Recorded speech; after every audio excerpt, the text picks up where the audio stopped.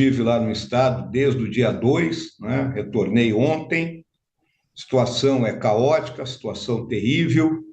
É uma tragédia que ela começa por esse acúmulo de chuvas no interior, nos vales do Rio Pardo, do Rio Taquari, na Serra, e depois essa quantidade de água, né, se desloca para o Lago Guaíba, o Rio Guaíba, e aí causa essa tragédia na região metropolitana, atingindo Porto Alegre, Canoas, né, que já vimos aí o depoimento das pessoas afetadas naquela cidade, Cachoeirinha, Gravataí, São Leopoldo, Eldorado do Sul, Guaíba, inúmeros amigos, amigas que já estão ilhados, né, sem condições de sair de casa, com falta de luz, falta de água. Então, é um momento que todas as instituições têm que se unir, principalmente, né, deixar de lado aí as questões político-partidárias que tanto têm, né, sido evidenciadas, e nessa hora, independente, né, da visão de mundo que cada um tem, nós temos que estar juntos para minorar o sofrimento do povo gaúcho. O senhor acha que tem sido adequado, senador, o comportamento e os compromissos assumidos pelo presidente Lula, os presidentes da Câmara e do Senado, que estiveram também no Rio Grande do Sul? Acha que as providências adotadas até aqui têm sido adequadas, estão no caminho correto?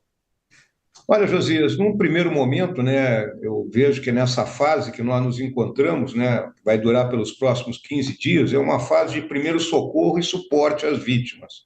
Então, é mais uma questão de coordenação e controle para evitar, né, a dispersão de esforços e de que meios sejam empregados sem estar perfeitamente, né, assimilados. Então, eu acho que esse é o trabalho que tanto o governo federal como o governo estadual vem fazendo. Eu tive lá no Centro de Operações do Comando Militar do Sul, que está centralizando essas ações, e vi que há uma conjugação de esforço de todas as instituições federais, estaduais, municipais, buscando, né, as soluções para apoiar as pessoas nesse momento. Agora, tem uma outra parte, né, que é a questão de recurso. Hoje nós temos agora, uma da tarde, uma reunião na casa do presidente Pacheco, já para levantarmos ideias e assuntos, o que o parlamento pode fazer em conjunto com o governo federal, no sentido de romper o cerco que a burocracia sempre coloca nessas horas e conseguir que o recurso necessário chegue o mais rápido possível nas mãos de quem necessita. Senador, o presidente da Câmara, o Arthur Lira, já convocou para quarta-feira uma, uma sessão de instalação da comissão especial que vai analisar a PEC 4423, que reserva 5% das emendas individuais para enfrentamento de catástrofe. Hoje de manhã ele deve ter uma reunião com líderes lá para já discutir a indicação dos nomes. Depois dessa emenda aprovada na Câmara, ele promete tramitação rápida, deve ir para o Senado também. 5% significa o seguinte: emendas individuais são 25 bilhões. 5% é 1,25 bilhão ao ano. O problema dessa PEC é que ela determina que após 4 anos, se não houver nenhum desastre, não houver nada, o dinheiro volte para os deputados, para os parlamentares. Só que a gente já sabe que essa situação de extremos climáticos, essa situação veio para ficar, é o novo normal. Então, eu queria saber do senhor o seguinte: primeiro, o senhor o senhor vai votar a favor dessa emenda, provavelmente. O senhor acha que deve manter esse negócio de devolver o dinheiro aos deputados após 4 anos, aos parlamentares após 4 anos? Olha, Thales, eu tenho sido um crítico, né? Se você olhar minhas declarações a respeito dessa questão de emendas, né? Eu tenho sido um crítico, até porque eu sempre digo que eu estive do outro lado do balcão, que eu acho que existe uma quantidade de recursos muito grande hoje que são apropriados aqui por nós, parlamentares, em detrimento daquele que é responsável efetivamente por executar o orçamento, que é o executivo, né? O que eu acho, né, em relação a essa questão é que nós temos que ter um projeto, um planejamento, realmente um projeto, né, de resiliência essa questão dos eventos climáticos. não pode ser algo tocado assim individualmente, né? Então, se não houver um projeto, nós teremos desperdício desses recursos. Essa é a minha visão. Mas o Falando senhor é até a favor dessa PEC? O senhor vai votar por ela? Eu prefiro, ainda não vi essa PEC, Thales, ainda não vi o texto dela. Então, depois que eu me inteirar efetivamente do texto, é que eu posso dizer se estaria a favor ou contra. O senhor está falando aí do seu posicionamento em relação a essas emendas, até diante dessa tragédia do Rio Grande do Sul. E o sul do nosso país, a gente sabe que tem sido vítima frequente disso e até nas análises, né, dos cientistas, as previsões, e mais vem pela frente, segundo até conversamos agora mesmo com o responsável pelo CEMADEM. Em relação a essas emendas, tem um levantamento aí feito sobre que poucos parlamentares pelo Rio Grande do Sul foram autores de emendas individuais para prevenir desastres naturais como os que nós estamos enfrentando agora. Segundo aqui, e das 34 emendas de autoria da bancada gaúcha, apenas 6 têm alguma relação com o tema, né, com o tema da prevenção. Faltou aí o olhar de parlamentares gaúchos para essa prevenção, ô senador? Como é que o senhor olhou para isso? O senhor teve algum direcionamento nesse caso? Olha, Fabiola, no ano passado, quando foram discutidas as emendas de bancada, né, e estava no meio da discussão quando ocorreu aquela primeira tragédia de setembro, né, que atingiu especificamente o Vale do Taquari, parte do recurso da bancada já foi direcionado diretamente para o governo do Estado, no sentido de, tanto que o nosso recurso de emenda foi diminuído, né, individualmente ali dentro da bancada. Então, isso já tinha acontecido. E eu, de minha parte, com emendas individuais, né, coloquei recursos na mão da Defesa Civil e na mão do Corpo de Bombeiros Militares lá do Rio Grande do Sul, e assim como de algumas daquelas prefeituras que foram as mais atingidas, especificamente para essa questão, né, de mitigação da catástrofe. Agora, senador, Quanto né, que o senhor doou? Porque há um portal aí quanto que o senhor enviou para a Defesa Civil e para os bombeiros? O senhor tem esses valores? Somados os dois, eu acho que dá em torno de 3 milhões de reais, Fabiola. Não tenho certeza De assim, emendas de individuais suas, então. emendas individuais minhas. Tá? E se a gente vai naquele portal, o Siga Brasil, do Senado, senador, havia, somando tudo o que estava à disposição de deputados federais e senadores gaúchos, em emendas individuais e de bancada, em 2023 e 2024, dá 2,84 bilhões. E pelo que está ali, só R$ 1 milhão, de 2,84 bilhões, só R$ 1 milhão foi para essa área de projetos de prevenção e proteção de desastres naturais. E mais 700 mil foram para preservação e conservação ambiental lá no estado do Rio Grande do Sul. É muito pouco, não lhe parece?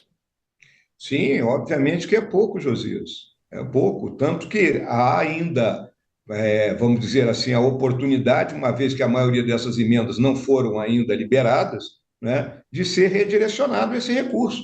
Então, é isso que nós temos que discutir agora, né, junto com o governo federal, já que o governo também tem suas limitações aí, pelas questões fiscais que enfrenta, de nós redirecionarmos o recurso e de forma a atender toda essa catástrofe que está acontecendo. Mas o senhor é a favor de que esses recursos de emendas parlamentares sejam destinados a combater problemas climáticos de forma constante ou só a cada vez que se notar um evento? Retornando à resposta que eu te dei anteriormente, Thales, tem que haver um projeto, né? Nós, outro dia eu estava conversando com um diplomata nosso que trabalhou comigo lá na vice-presidência, que hoje está na FAO, e eles têm expertise lá para trabalhar em projetos de resiliência climática. O nosso governador do estado esteve lá há um tempo atrás. Eu vou me oferecer ao governador, né, para fazer vamos dizer, uma interface, uma vez que nós temos esses bons contatos lá, de modo que a gente traga projeto de resiliência E isso não é algo que seja feito da noite para o dia. Na minha avaliação, é algo para durar de 3 a 5 anos para que o Estado do Rio Grande do Sul fique em condições de enfrentar tragédias dessa natureza. Do ponto de vista dos militares, general, né, que a gente está conversando com o senador Mourão, que também é general, o que é possível fazer neste momento para ajuda? O senhor está acompanhando o que os militares estão fazendo? Também estão nessa união neste momento lá no Rio Grande do Sul? Olha, Fabíola, eu estive lá conversando com o general Hertz, o comandante militar do Sul, acompanhei ali né, os planejamentos que estão sendo feitos, né? O Exército tem uma capilaridade muito grande no estado do Rio Grande do Sul, ele deslocou seus meios, né? Também há uma dificuldade hoje de se chegar nos lugares, né? As estradas estão interrompidas, né? Tem uma imagem que está circulando aí de 4 caminhões do Exército submersos que entraram, foram atingidos ali do meio da enxurrada. Então, o nosso pessoal de engenharia, né, aeronaves, o Exército mobilizou aeronaves vindo da Amazônia, onde existem as aeronaves com maior capacidade para ação de resgate. Essa questão logística é importante que todo mundo entenda que quando você tem dificuldade de chegar nos lugares, você tem dificuldade de levar o combustível para o helicóptero. Então, o helicóptero ele tem que sair da base e vai ter pouco tempo de operação em cima da área afetada, ele tem que voltar para a base para reabastecer. Quando se a gente consegue levar o combustível para mais perto, ele terá mais tempo de operação. Então, o Exército está trabalhando isso aí, assim como a Marinha, a Força Aérea está colocando hubs para receber donativo e poder transportar para o Rio Grande do Sul, sempre lembrando que o aeroporto de Porto Alegre fechou. Eu, para chegar aqui em Brasília, eu fui por terra, pela única via ainda disponível até Florianópolis, onde consegui pegar um voo para conseguir vir para Brasília. Quando que o senhor deixou lá? O senhor saiu de lá quando? Saí de lá ontem, domingo. E aí o senhor teve que então ir por terra até onde? Até Florianópolis, em Santa Catarina, para poder pegar um voo lá. O aeroporto de Porto Alegre, ele hoje não existe, ele virou uma lagoa. Agora, quando as Forças Armadas precisam levar suprimentos e tal, existe lá uma base aérea em Porto Alegre que permita que o pouso ainda é possível ou não? Existe, Josias, a base aérea de Canoas, onde eu acredito que foi onde o presidente Lula desceu ontem, porque ela ainda está operativa, só que para sair da base aérea, a área na volta está inundada, tanto que o presidente se deslocou de pôr helicóptero para outras regiões. Pela sua experiência até, o senhor vice-presidente da República, tem algo a mais que o presidente Lula possa fazer e até mesmo o governador do Rio Grande do Sul? O que o senhor analisa? Até o José já tinha te perguntado a respeito da questão política e da questão prática da história. Tem algo a mais que deveria ser feito? Lula disse que quer derrubar a burocracia para ajudar. É possível alguma ação a mais, já que o senhor falou, estava lá até ontem, por exemplo, viu a situação no local, está acompanhando. O que é possível fazer mais, senador? Olha, Fabíola, a questão é muito clara. O presidente Lula, né, eu acredito que ele colocou a sua determinação de, né, colocar o recurso necessário na mão das entidades, do governo do Estado, né, das Forças Armadas, seja lá mais quem for, para poder, nesses primeiros 15 dias, trabalhar nessa ação de rescaldo e de recuperação emergencial. Agora, compete a nós aqui, o parlamento, porque o governo vai ter que editar, vamos lembrar que existe lei de responsabilidade fiscal, né? O próprio arcabouço. Então, existe uma série de medidas que o parlamento terá que operar em regime de emergência, praticamente como aconteceu durante a pandemia, né? Nós votávamos uma legislação emergencial de modo que o governo possa liberar recursos com a velocidade necessária, porque senão vai acontecer de levar 15, 20, 30 dias e, nesse meio tempo, nós perdemos mais vidas e não conseguimos iniciar um processo de retorno à vida normal no Rio Grande do Sul. Agora, o senhor falou, senador, que vai haver uma reunião ainda hoje na casa do presidente do Senado, né, o Rodrigo Pacheco. O que é que se está planejando? Vai votar uma PEC? A ideia é que vote isso ainda nesta semana? Qual é o plano de voo? Olha, José, eu estou levando as ideias, né, lá para essa reunião, né? Então, a implementação do regime emergencial, né? Já existe um decreto legislativo né, que foi assinado pelo presidente Pacheco ano passado, por ocasião das enchentes de setembro, e que tem validade até 31 de dezembro desse ano, né? Nós também julgamos importante que o governo liberasse o pagamento da dívida do Estado do Rio Grande do Sul, que é um dinheiro que o Rio Grande do Sul tem na mão, né, e que poderia empregar sem a necessidade de transferência de recursos por parte do governo federal, né? E talvez, né, a questão de criar-se um orçamento de guerra. Quer dizer, tudo isso a gente vai colocar na mesa para discutir e ver qual é a opção mais viável e que possa ser executada no mais curto prazo. O Do senhor diria orçamento que de é guerra hora foi de falado na reunião de oposição. ontem, né, senador? Essa história da criação de um orçamento de guerra. O senhor citou, acabou de citar. O que seria esse orçamento de guerra? Como é que seria esse orçamento de guerra? Na minha visão, né, seria algo extra ao orçamento que está funcionando esse ano, por isso tem que ser votado via medida provisória, né, algum outro instrumento legal, de modo que tenha esse recurso efetivamente separado para o apoio ao Estado do Rio Grande do Sul. Valor de quanto? Valor de quanto? Qual seria o teto? De quanto seria esse valor? O governo Esse valor eu não tenho, Fabiola. Eu não posso dizer seria, né, uma leviandade da minha parte dizer, não, é 1 bilhão e meio. Não tenho noção ainda. Nós temos que fazer um levantamento por quem realmente, né, tem capacidade para levantar esses custos. E isso viria do executivo ou sairia das emendas dos parlamentares? Acho que nessa hora todo mundo tem que colocar um pouco, né? O executivo tem a preponderância aí, né? Mas nós, parlamentares, podemos, então, retirar parte dos recursos das nossas emendas e direcionar para esse esforço, assim como considero uma ideia bem viável a liberação do pagamento da dívida do Estado pelos próximos 6, 7 meses. O senhor diria que é hora de a oposição e o governo se juntarem e ultrapassarem toda essa polarização existente hoje em dia para ajudar não só a população do Rio Grande do Sul, como de Santa Catarina e de outras que vierem a sofrer com efeitos climáticos? Olha, Thales, na sexta-feira, na reunião da nossa bancada, que nós fizemos lá na Assembleia Legislativa, pouco antes de termos que evacuar a região, porque ela fica no centro lá de Porto Alegre, né, eu deixei claro que o momento é exatamente isso aí, da gente esquecer, né, nessa hora, essa nossa briga aqui por situação e oposição, e nos concentrarmos, né, unidos para mitigarmos o sofrimento de uma população que está com quase 1 milhão de pessoas, não é, desabrigada. Senador, me chamou a atenção um projeto que o senhor apresentou junto com...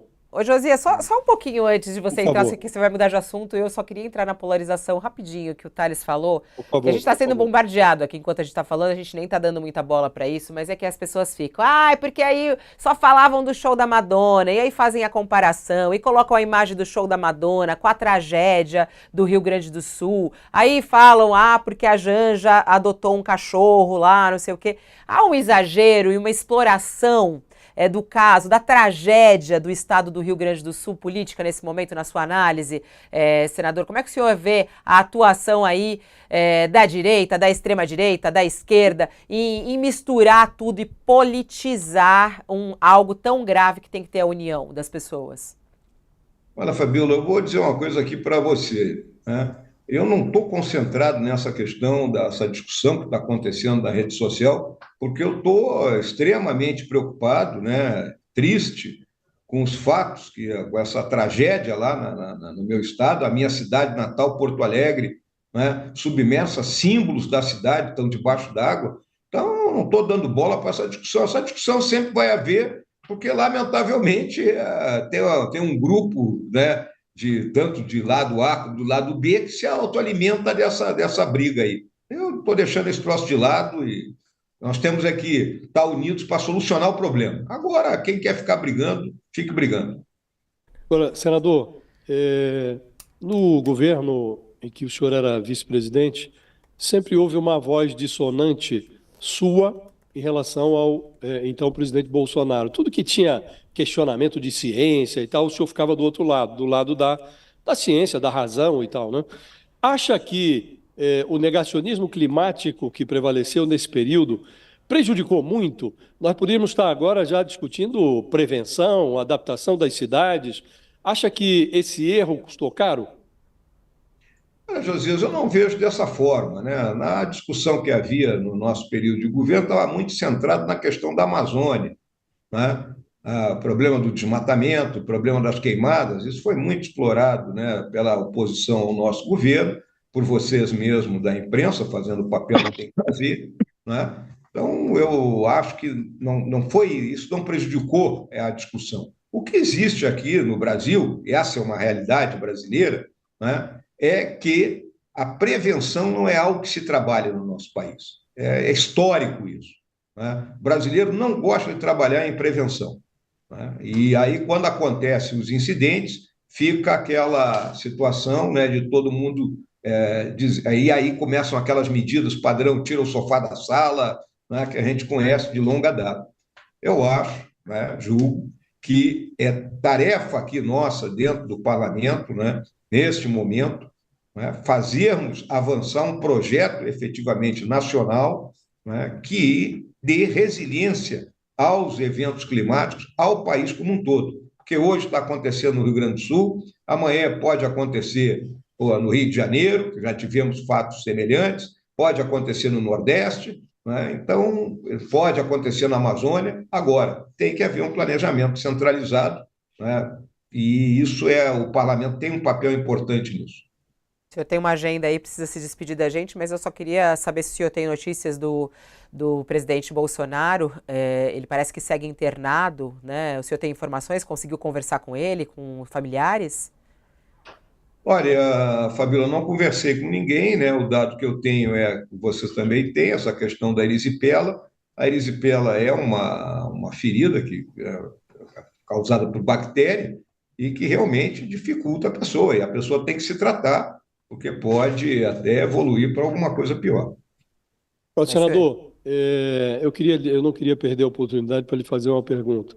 Os três senadores do Rio Grande do Sul, o senhor, o Paulo Paim e o Luiz Carlos Reis, se uniram num projeto de lei que propõe que aquela região carbonífera do Rio Grande do Sul entre no Programa de Transição Energética Justa. Na prática, isso é uma defesa da produção de energia termoelétrica proveniente da queima de carvão. Isso não vai na contramão do que a gente precisa nesse momento?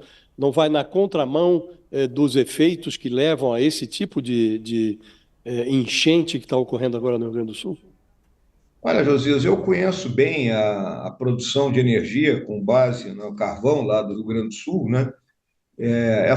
Esse processo ele evoluiu muito ao longo dos últimos 50 anos. Eu morei, né, lá em Bagé, e a usina termoelétrica que nós temos, Candiota, que ali antes era distrito de Bagé e hoje é um município. Tive a pessoas amigas que trabalharam nessa usina por muito tempo, né, e eles todos me mostraram que o processo evoluiu ao longo desses 50 anos e, consequentemente, hoje a emissão que é feita por essa produção de energia é muito baixa. E é uma região pobre, uma região que hoje depende muito dos empregos gerados por essa termoelétrica. Por isso que nós, senadores, independente ali da posição partidária de cada um, né, estivemos unidos, porque é um projeto que favorece a população do Estado sem causar os prejuízos que causava 50 anos atrás. Senador Mourão, muito obrigada pela sua entrevista. Desculpe aí ultrapassar o tempo, mas muito obrigada por estar aqui nessa segunda-feira.